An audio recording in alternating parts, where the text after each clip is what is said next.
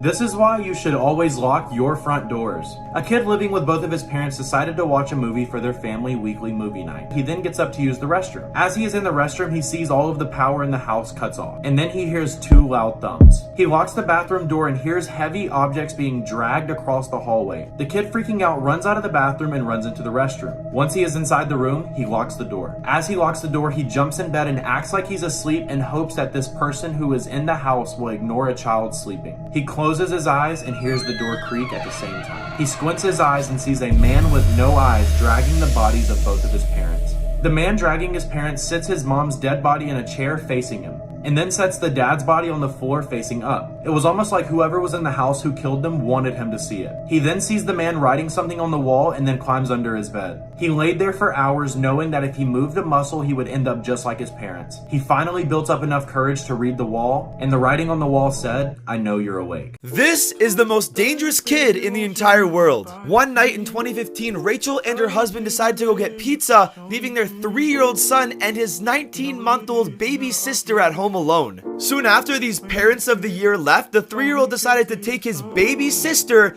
and put her in the oven. He then turned it on full blast, but before I tell you what happened, TikTok still might be getting banned, so I'll be moving over to a new app just like TikTok. Links in my bio if you want to come too. By the time the parents got home and called 911, the baby had already passed away from severe burns. The 3-year-old told police that he had turned the oven on and had watched the entire thing go down. There were no charges against the 3-year-old, but the parents were charged with child endangerment and the kid was put into foster care.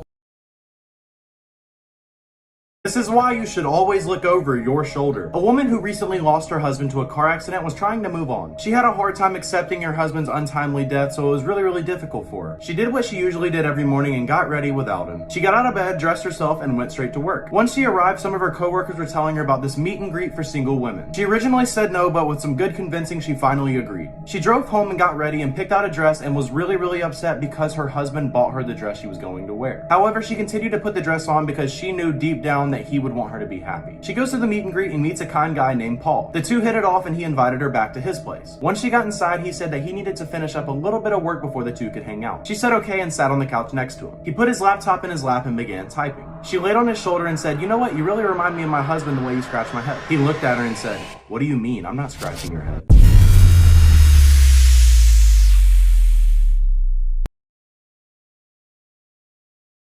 This is why you should always record yourself sleeping. A woman named Jenny downloaded a sleep recording app to monitor her sleep. One night, her 3-year-old son wanted to sleep in the same bed with her because he was scared, which wasn't uncommon because Jenny and her son were the only ones who lived in the house. She did her nightly routine, brushed her teeth, and then turned on the sleep recording app. Her and her son slept for hours and woke up in the morning like usual. Jenny had a notification on her phone that she was talking in her sleep last night, so she decided to give it a listen. This is what she heard.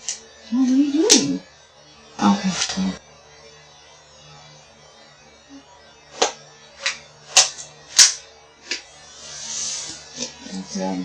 After Jenny shared the audio online, professional sound analysis concluded that it couldn't have been her or her son talking in her sleep. Make sure to send this video to someone who talks in their sleep because maybe they're not talking to themselves. If you're brave enough and want to record yourself sleeping to see what secrets you can uncover, click the link in my bio to download the sleep recording app. And if you capture something insane, let me know. This is why you should always keep your phone charged. A girl named Marissa came home from school at around 3 p.m. She walked in the door and told her mom that some random number kept calling her all day. Her mom told her the person may have the wrong number and just to ignore it. Marissa said okay and begins to do her homework. A couple hours later, she receives a phone call from the same number. Marissa answers at this time and says, "Hello?" The man then says, "We finally found you. Don't worry, bunny." Marissa begins to panic and tells her mom what just happened. Her mom's face goes blank and says, "What did the man just call you?" Marissa says, "He called me bunny." Her mom yells and says, "Grab your stuff, we need to leave." Marissa, confused, packs her things and gets into the red car. Her mom begins driving fast and turns on the radio. The radio says, "The baby named Marissa who was kidnapped in the hospital 10 years ago has been found and police are searching for a red car." Marissa looks at the woman and says, "Who are you?" The woman looks back and says, "You can call me mommy." Disturbing dark web stories that actually happened. Some viewers may find the following video disturbing. Viewer discretion is advised. This is the story of the Cannibal Cafe, and it's going to be done all in one part, so keep up. The Cannibal Cafe was a forum page in 2001 that was dedicated to finding cannibals their next meal. The website has since been taken down, but I was able to use a tool called the Wayback Machine to find you the actual website. The two people would chat with one another and discuss on how they wanted to be eaten. Everything changed when a man named Armand Maiwas posted an advertisement seeking a well-built well-built man 18 to 30 who would like to be eaten by me. To his surprise, a man named Bernd Brandis responded to the advertisement extremely interested. The two exchanged conversations with one another until both of them agreed to meet up with each other and allow both of their fantasies to come true. On March 9, 2001, they both met up with each other at Armin's house. Upon entering the house, there was candles lit from every corner of the house. Think of it as almost some sort of romantic setting. Armin Maiwas escorted Bernd to the bathtub where the sacrifice would take place, but not before setting up video cameras capturing the entire thing. For hours, Armin Maiwas cut and consumed as much meat from Bernd as he possibly could, all while Bernd was alive. Once Bernd was dead, Armin then stored the rest of the meat inside of the freezer. 10 months later, Armin was arrested and is doing life in prison in Germany. Majority of the details I shared are too graphic for TikTok, but I'm gonna be posting a full YouTube video on this tomorrow capturing every single detail. Make sure to subscribe to my YouTube, Austin Bro, so you don't miss it. If you guys enjoyed this story, please make sure to click that like and follow button. I will see you guys tomorrow with a brand new video. This is why you should always lock your doors.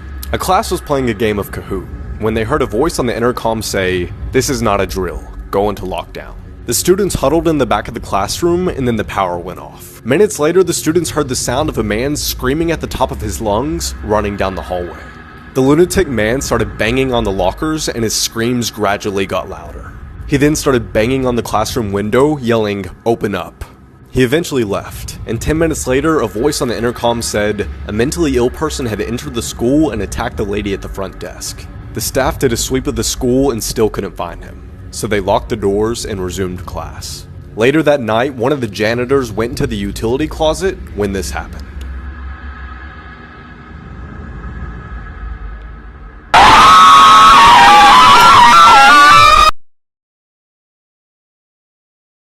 So there's this lighthouse that you can see from my house, and my mom used to tell me a story about a woman who used to live there. No one lives in it now, but there used to be this young woman in her 20s who lived there like 30 years ago. Apparently she came from a really broken home. Her mom and sister died in a horrible car crash, and her dad was an abusive drug addict. So the harbor master let her live in the lighthouse and paid her a small salary for taking care of it. So she had been living there for a couple months, and that's when she noticed weird things starting to happen. Some of her belongings would occasionally go missing. Like one time she couldn't find her flashlight and she looked for it everywhere.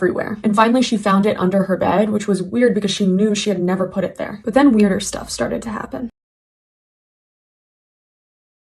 So at this point, she had been living at the lighthouse for like 6 months, and she was getting pretty creeped out because bizarre things started happening. She started noticing that some of her food was going missing, but she was the only person who lived in the lighthouse, obviously, and she was really specific about what food she bought when she went grocery shopping. She went to the grocery store at the beginning of each week, and for example, she would always buy 7 apples, 1 for each day of the week. And she was always really precise about that. But there were a few Sundays where she didn't have any apples left by the end of the week, which didn't make any sense because she always counted at the grocery store to make sure she had 7 apples. So she started getting more and more creeped out, but she didn't want to say anything because she had nowhere else to live. And then one night, she woke up in the middle of the night to something touching her feet at the end of her bed. So she woke up in the middle of the night to something tickling her feet, and she was really freaked out, obviously. So she jumped out of bed and turned all the lights in the lighthouse on. But when the lights came on, there was nothing there. She checked through the whole lighthouse and couldn't find anything. Nothing like that ever happened again, but she never slept well after that. She stayed in the lighthouse for like 5 more months, but eventually she found a new place to live, got a new job. She ended up moving to an entirely different state. And then one day, like a year later, she's at work, sitting at her desk, and she's going through old pictures on her phone. And she finds an album on her phone called You at Night. And she's thinking, what? I do not remember making this album. So she clicks into it and she gasps because all the pictures in the album are of her sleeping in her old bed at the lighthouse. This is why you should never play hide and seek. A mom decided to play hide and seek with her 2 kids. The mom began counting, ready or not, here I come. She begins searching the downstairs kitchen because she knows that they hide there every single time. As she's walking to the kitchen, she starts saying, I wonder where they are. She looks under the table and sees they aren't there, which is kind of odd. She knew they were too scared to go into the basement alone, but she decided to check anyway. They weren't there either. She began to panic. The mom then says, Jordan, Casey, come out now, mommy's not playing anymore. There was no answer. Panic really begins to set in. She decides to call 911 and reaches an operator. She tells the operator what's wrong and the operator sends an officer to her house. Once the officer arrives, he says, don't worry, we will find them. As she's sitting in the living room, she hears giggling and laughing and hears a closet door slam upstairs. She sprints upstairs and says, Jordan, Casey, you worried me sick. She opened the closet door and nobody was there. While all of this is going on, she hears the doorbell ring. She runs downstairs and finds the officer holding Jordan and Casey. The officer says they were hiding in the shed out back. Then Jordan looks at mommy and says, why were you telling us to stay in the shed?